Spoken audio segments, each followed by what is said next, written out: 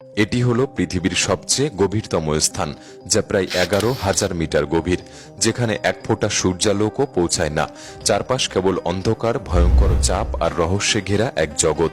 বিজ্ঞানীরা এখনও জানেন না ঠিক কি লুকিয়ে আছে সেই অতল গহ্বরের মধ্যে, কিন্তু এই জায়গায় একটি দেশ চুপিসারে শুরু করেছে এক দুঃসাহসিক অভিযান, এবং এর উদ্দেশ্য শুধুই অনুসন্ধান নয়। সেই দেশটি হলো চীন, যারা সমুদ্রতলের এই রহস্যময় এলাকায় পাঠাচ্ছে ডিপসি রোবটের বহর, তৈরি করছে জলের নিচে একটি গোপন ঘাঁটি, আর ধীরে ধীরে দাবির ছাপ ফেলছে সমুদ্রের অতলের এই জায়গাগুলিতে।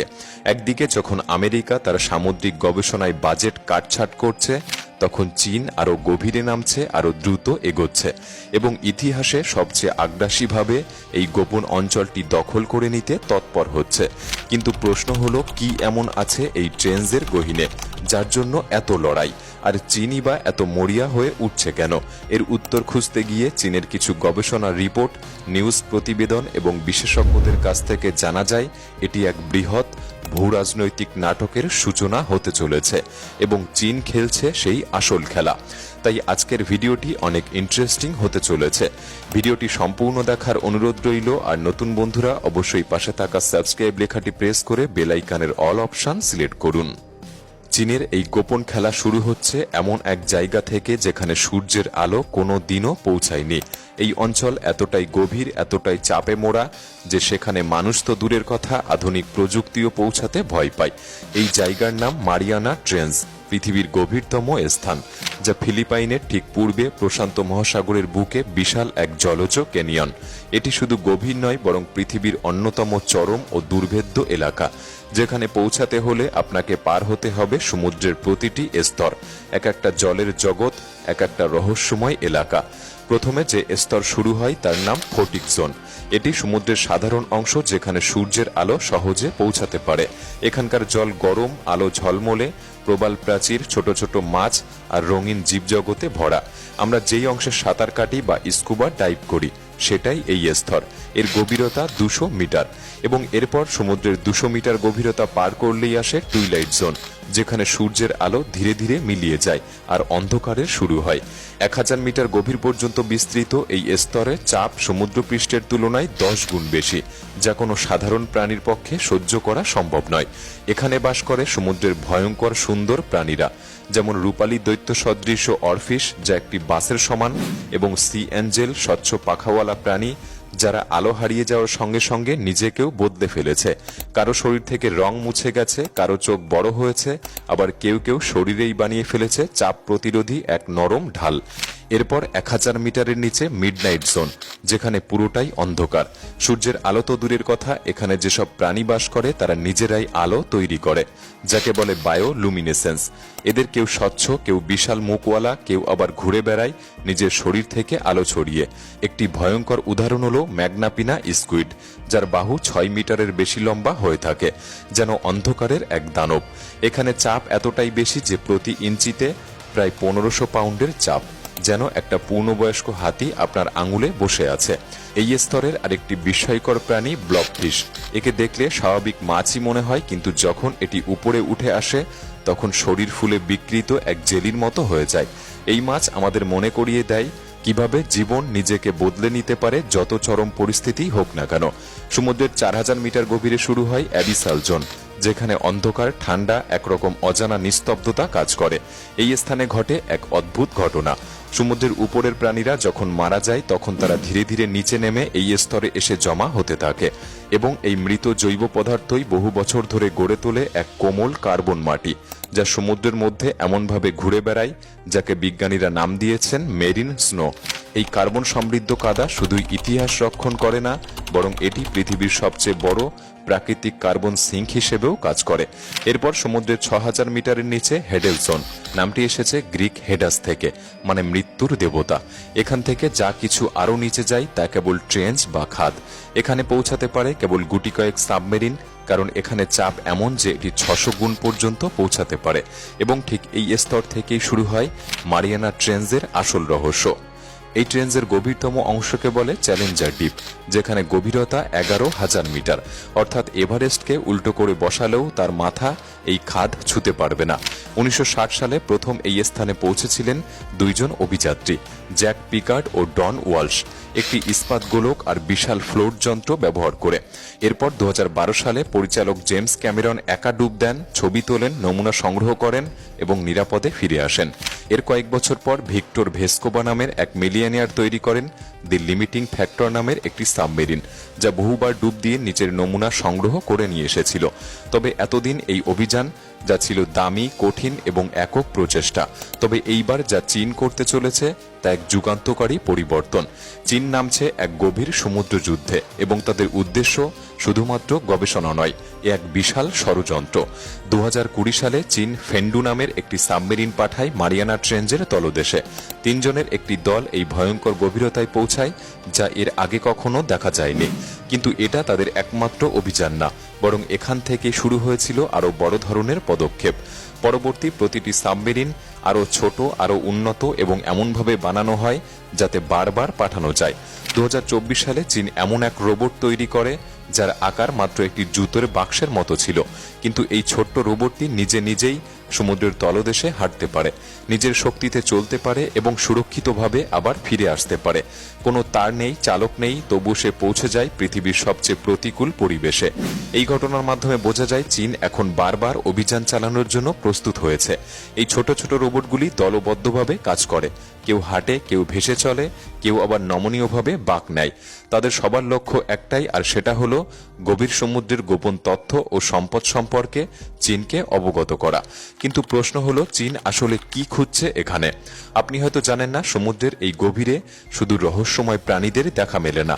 এখানে আছে প্রাকৃতিক গ্যাস, খনিজ, এমনকি ভবিষ্যতের জ্বালানি সম্ভাবনা। যেমন কোল্ডশিপ নামের একটি জায়গা থেকে ইতিমধ্যে উঠে এসেছে মিথেন ও হাইড্রোজেন সালফাইড গ্যাস, যা কোনো সূর্যের আলো ছাড়াই এই জায়গার প্রাণীদের ওই গভীরতম অংশে বেঁচে থাকতে সাহায্য করে।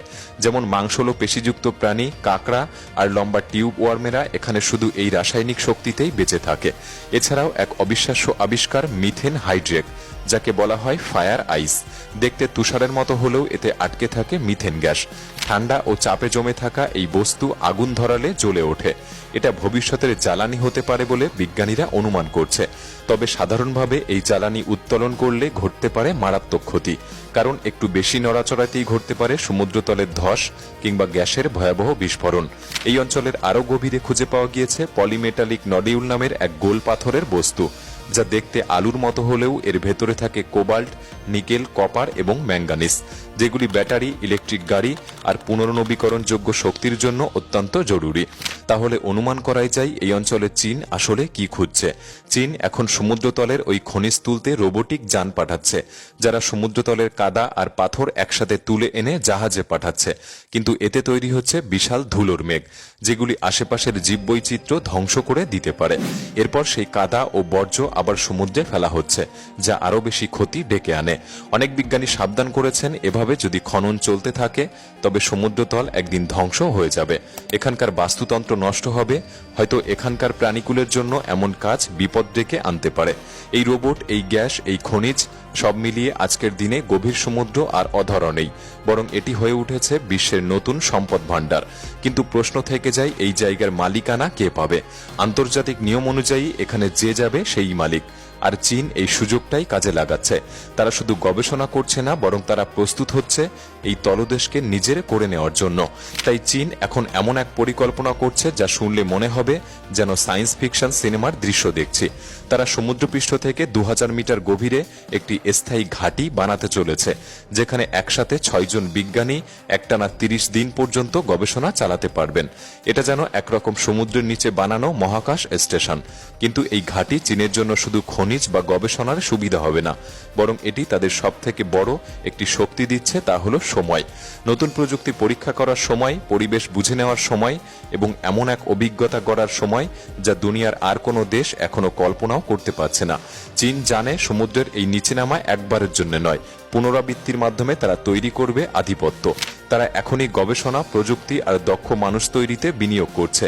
তারাই ভবিষ্যতের সমুদ্রতল নিয়ন্ত্রণের চাবিকাঠি পেতে পারে। এছাড়াও সমুদ্র সমুদ্রের গভীরে খনি বাদেও আরেকটি বিশেষ সম্পদ লুকিয়ে আছে, যা গোটা বিশ্বের ভারসাম্য টিকিয়ে রাখতে পারে। এটা কোনো প্রাণী বা পাথর নয়, এটা হলো সমুদ্রতলের নিচে থাকা ডাটা কেবল। ফাইবারের মাধ্যমে এই কেবল তারগুলি বহন করে আমাদের ইন্টারনেট, বার্তা, ভিডিও কল, এমনকি এই মুহূর্তে যে ভিডিওটি দেখছেন এটিও। এই তারগুলি দেখতে পুরু মনে হলেও আসলে খুবই ভঙ্গুর, একটা জাহাজের নোঙর ফেললেই ভেঙে যেতে পারে।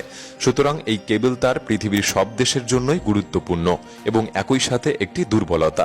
সম্প্রতি রাশিয়া এই কেবল তার কেটে যোগাযোগ বিচ্ছিন্ন করার চেষ্টা করেছিল এবং চীন 2025 সালের শুরুতে একটি নতুন রোবট তৈরি করেছে যে নিঃশব্দে এই ডাটা কেবল কেটে ফেলার ওস্তাদ। যদিও চীন অফিসিয়ালি বলছে এটি ক্ষতিগ্রস্ত কেবল ঠিক করার যন্ত্র, কিন্তু বাস্তবে এমন রোবট গভীর সমুদ্রের অদৃশ্য স্তরে বসে নিঃশব্দে যোগাযোগ বিচ্ছিন্ন করে দিতে পারে, আর কেউ হয়তো তার টেরও পাবে না। যদিও এর প্রমাণ না থাকলেও সম্ভাবনাটাই যথেষ্ট গোটা বিশ্বের মধ্যে একটি বিশৃঙ্খলা তৈরি করতে, কারণ সমুদ্রতলের নিচে শুয়ে থাকা এই তারগুলি আধুনিক সভ্যতার স্নায়ুতন্ত্র। এই কেবল আর সেন্সারগুলির উপরেই দাঁড়িয়ে আছে আমাদের ইন্টারনেট, আন্তর্জাতিক বাণিজ্য, সামরিক যোগাযোগ সবকিছু। আর এই মুহূর্তে চীন ধাপে ধাপে এগিয়ে যাচ্ছে সেই গভীর জগতের দখলে। চীন শুধু নিজের দেশ থেকেই নয়, বিদেশ থেকেও বিজ্ঞানীদের আকর্ষণ করছে, নতুন ল্যাব বানাচ্ছে, পরিপূর্ণ প্রকল্পে অর্থ ঢালছে, এমনকি ভবিষ্যতের সমুদ্র বিজ্ঞান ও রোবোটিক প্রকৌশলী তৈরি করছে। আর অন্যদিকে বাকি দেশগুলির কোনো ভ্রুক্ষেপ নেই এই বিষয়ে, কারণ অলরেডি আমেরিকা এই খাতে অর্থ বিনিয়োগ প্রায় বন্ধই করে দিয়েছে। তাহলে এবার দেখা যাক চীন আক্ষরিক অর্থেই এই স্থানে কি খুঁজে পেল। তারা শুধু গভীর জলেই প্রাণী খুঁজে পায়নি, তারা খুঁজে পেয়েছে একটা প্রবেশদ্বার, আর সেখানেই ঘাঁটি তৈরি করার কারণ। তারা এখন গভীর সমুদ্র অভিযানকে এককালীন মিশন নয়, একটা বড় কৌশলে রূপান্তর করতে চলেছে। ছোট ছোট রোবট, স্থায়ী গবেষণা ঘাঁটি, সম্পদের সন্ধান, আর সবচেয়ে বড় কথা, নিয়ন্ত্রণের ক্ষমতা গড়ে তোলা। এখানে তারা শুধু অনুসন্ধান করছে না, বরং ঠিক করে নিচ্ছে কে কিভাবে এই অঞ্চলে কাজ করবে। আর এই সময়ে যখন আমেরিকা তাদের সমুদ্র গবেষণা কমিয়ে দিচ্ছে, চীন তখন ছুটে চলেছে আরও গভীরে, আরও দ্রুত এবং একটি সুপরিকল্পিত লক্ষ্য নিয়ে। সমুদ্রের নিচে আজ গড়ে উঠেছে এক নতুন ফ্রন্টিয়ার, একটি এলাকা যা শুধু বিজ্ঞান নয়, ভবিষ্যতের নিরাপত্তা, শক্তি এবং বৈশ্বিক প্রভাব নির্ধারক। গভীর সমুদ্র এখনও পৃথিবীর অন্যতম বুনো এবং অনাবিষ্কৃত অংশ, তাই এর দৌড় এখনও বাকি আছে।